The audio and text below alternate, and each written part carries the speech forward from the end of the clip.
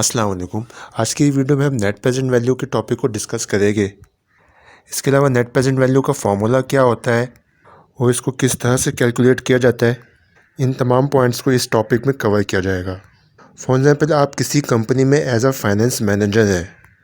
आपके कंपनी के डायरेक्टर आपको कहते हैं यार मैंने एक प्रोजेक्ट में इन्वेस्टमेंट करनी है, आप मुझे कैलकुलेशन करके ये बताओ ये प्रोजेक्ट मेरे लिए बेनिफिशियल होगा, मेरे लिए ये प्रोजेक्ट फ्रूटफुल साबित हो सकता है या नहीं हो सकता। तो आप यहाँ पे नेट प्रेजेंट वैल्यू को यूज़ करके इस प्रोजेक्ट के बारे में डिसीजन लेंगे कि आया ये प्रोजेक्ट हमारी कंपनी के लिए बेहतर साबित हो सकता है या नहीं हो सकता। आप नेट प्रेजेंट वैल्यू के ज़रिए किसी भी प्रोजेक्ट की वैल्यू मालूम कर सकते हैं या एनपीवी के ज़रिए किसी भी इन्वेस्टमेंट प्रोडक्ट की वैल्यू फाइंड आउट कर सकते हैं। यानी प्रोडक्ट वाइज आप इन्वेस्टमेंट की वैल्यूएशन कर सकते हैं। इसके अलावा किसी भी कंपनी की वैल्यू भी निकाल सकते हैं। यानी कि अगर आप किसी कंपनी को ख़रीदने जा रहे हैं तो हम नेट प्रेजेंट वैल्यू के ज़रिए ये फाइंड आउट कर सकते हैं कि कंपनी हमारे लिए कितना बेनिफिट प्रोवाइड कर सकती है फ्यूचर में। तो ये मेन पर्पज़ होते हैं हमारे नेट प्रेजेंट वैल्यू का। आप जब भी किसी प्रोजेक्ट की एनपीवी फाइंड आउट करते हैं तो उसके लिए आपको क्या क्या डाटा रिक्वायर्ड होता है। किसी भी प्रोजेक्ट की वैल्यू क्या है, जिसको आप इन्वेस्टमेंट वैल्यू भी कह सकते हैं, ओरिजिनल कॉस्ट भी कहते हैं इसको, जिसको मैंने ब्रैकेट में एज अ कैश आउटफ्लोज भी लिखा हुआ है। जाहिर सी बात है कंपनी के पास से कैश गया है तो कैश आउटफ्लो कहलाता है ये। दूसरे नंबर पे ये कि वो प्रोजेक्ट जो है वो कितने साल चलेगा, जिसको हम यूज़फुल लाइफ भी कह सकते हैं इस प्रोजेक्ट की।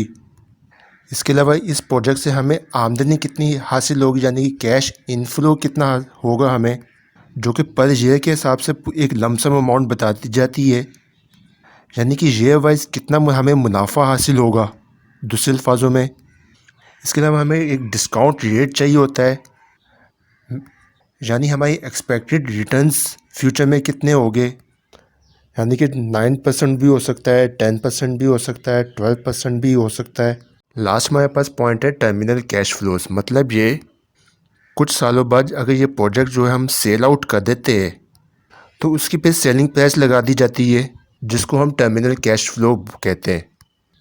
जब ये सारा डाटा आपको दे दिया जाता है तो आप आराम से एनपीवी फाइंड आउट कर सकते हैं और किसी भी प्रोजेक्ट की डिसीजन मेकिंग आराम से कर सकते हैं।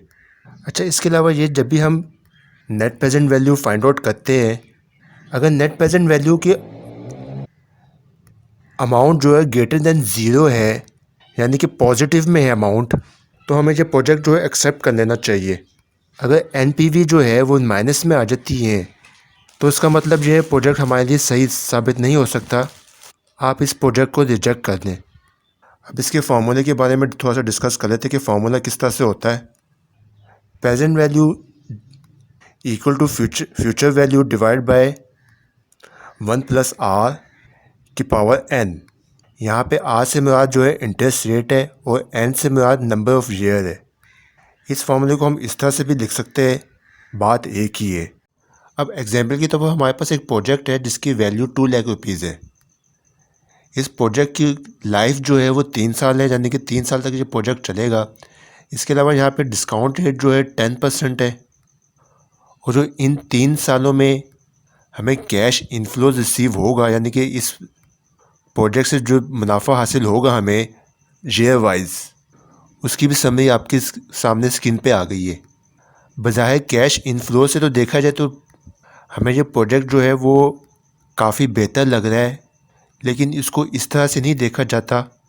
इसको टाइम वैल्यू मनी के थ्रू हम कैलकुलेट करते हैं, यानी कि जितनी भी ये वैल्यूज़ गिवन है कैश इनफ्लोज की, ये फ्यूचर की वैल्यूज़ गिवन है। हमें इन तमाम फ्यूचर्स वैल्यूज़ को ज़ीरो टाइमलाइन पर लाना पड़ेगा और हमें इसकी एक प्रेजेंट वैल्यू निकालनी पड़ेगी कि हमें first year, second year, third year कितना पैसा हमें रिसीव हुआ होगा। ये हम नेट प्रेजेंट वैल्यू के थ्रू करेंगे। अब हम नेक्स्ट स्लाइड की तरफ चलते हैं। देखिए आपके सामने एक फॉर्मेट आ गया है नेट प्रेजेंट वैल्यू को फाइंड आउट करने का। इसमें 4 कॉलम हैं। पहला कॉलम हमारे पास ईयर्स का है, दूसरा जो कॉलम है कैश इनफ्लोज का है, तीसरा कॉलम जो है हमारे पास प्रेजेंट वैल्यू फैक्टर्स का है।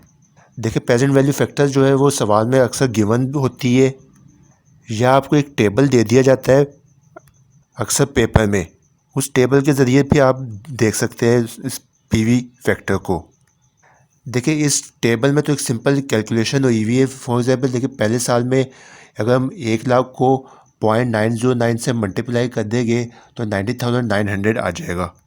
इसी तरह से कैश इनफ्लोज को हम पीवी फैक्टर से मल्टीप्लाई कर देंगे तो हमारे पास पर ईयर प्रेजेंट वैल्यू आ जाएगी। और जब इन सब को हम कैलकुलेट करके हमारे जो प्रोजेक्ट की वैल्यू है यहाँ पे 2,00,000 रुपीज़, 2,00,000 रुपीज़ जो हमारे पास प्रोजेक्ट की वैल्यू उसमें से हम लेस कर देंगे तो हमारे पास 1,46,225 रुपीज़ आ जाएंगे। ये हमारे पास एनपीवी इस तरह से हम फाइंड आउट करेंगे। मैंने पहले भी कहा था अगर जो एनपीवी की वैल्यू ग्रेटर देन ज़ीरो हो तो इसका मतलब यही होता है कि ये प्रोजेक्ट जो है हमारे लिए फ्रूटफुल साबित हो सकता है। देखिए ये तो सिंपल कैलकुलेशन है। अब नेक्स्ट स्लाइड की तरफ चलते हैं। ने फॉर्मूले के थ्रू एनपीवी निकाली है। अब हम इसको कैलकुलेटर पे किस तरह से कैलकुलेट करेंगे, बिल्कुल शॉर्टकट तरीका मैं आपको बता देता हूँ। सिंपल कैलकुलेटर के थ्रू हम लोग साइंटिफिक कैलकुलेटर इस्तेमाल नहीं करेंगे। सबसे पहले मैं कैलकुलेटर निकाल लेता हूँ, तो इसी स्क्रीन भी थोड़ी बड़ी कर देते।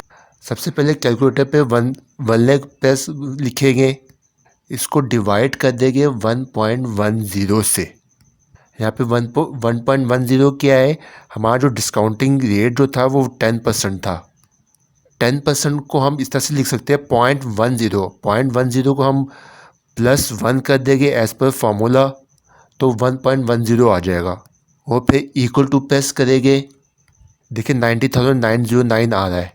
ये जो आंसर आया है इसको हम M+ के ज़रिए अपनी मेमोरी में सेव कर लेंगे। देन एस्केप की प्रेस करेंगे। अब हमने सेकंड ईयर के लिए क्या करेंगे, 1,50,000 प्रेस करेंगे। देन डिवाइड बाय 1.10 टाइप करेंगे।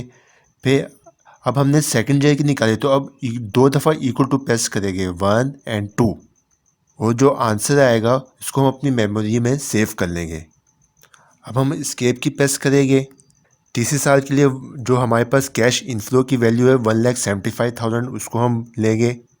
देन डिवाइड बाय की प्रेस करेंगे, फिर 1.10 करेंगे। अब हम इक्वल टू को 3 दफ़ा प्रेस करेंगे तो क्योंकि हमने तीसरे साल की वैल्यू फाइंड आउट करनी है, और जो आंसर आएगा उसको हम अपनी मेमोरी में प्लस कर लेंगे। अब हम MR के ज़रिए इसको रिकॉल करेंगे सब वैल्यूज़ को जो मेमोरी में सेव की हुई है, उसको फिर माइनस करेंगे 2,00,000 रुपीज़ से। तो इस तरह से हमारे पास आंसर आ जाएगा 1,46,356। ये एक शॉर्टकट तरीका होता है अपने कैलकुलेटर पे एनपीवी निकालने का। अगर हमारी वीडियो अच्छी लगी उसको प्लीज़ उसको लाइक कर दीजिए, अपने तमाम दोस्तों के साथ शेयर करें ये वीडियो, और हमारे चैनल को सब्सक्राइब करें।